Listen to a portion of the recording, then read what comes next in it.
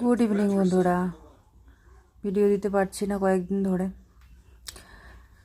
একটু মানে ব্যস্ততার মধ্যে যেদিনকে যাই সেদিন করে ভিডিও দিতে পারি না। আর আজকে সারাদিন পায়ে কোমরে প্রচণ্ড ব্যথা।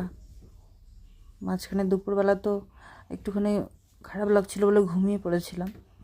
তো ঘুম থেকে অ্যালার্ম দিয়েছিলাম, উঠে পড়লাম, ছেলেকে আনার টাইম হয়ে গেছিলো। তো ওকে আনতে যাব বলে উঠলাম ঘুম থেকে। ওঠার পর দেখি যে আমার একটা পা অবশ হয়ে গেছে।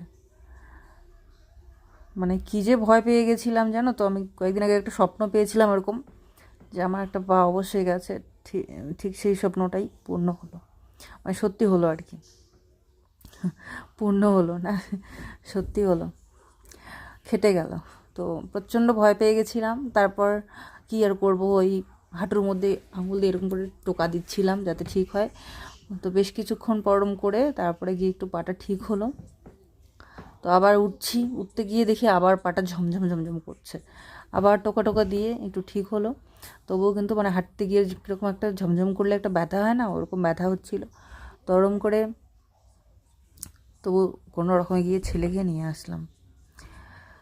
তো তারপরে এই যে কোমর আর পায়ের ব্যথা তো কন্টিনিউ চলছে, যে জন্য ভালো লাগছে না। তো এইভাবেই দিনটা কেটে গেল, কীরকম যেন আলু থালু করে আছি, দেখো পাগলের মতো করে, কিচ্ছু ভালো লাগছে না। আর এই যে সোনু পাপা আমাকে একটু হেঁটে দিচ্ছে, ও একটু হাঁটছে। তো হাঁটলে পরে একটু ভালো লাগে, তাই যাক। দেখি ভিডিওটা এডিট করছি 2 দিন ধরে, একটু একটু করে করছি।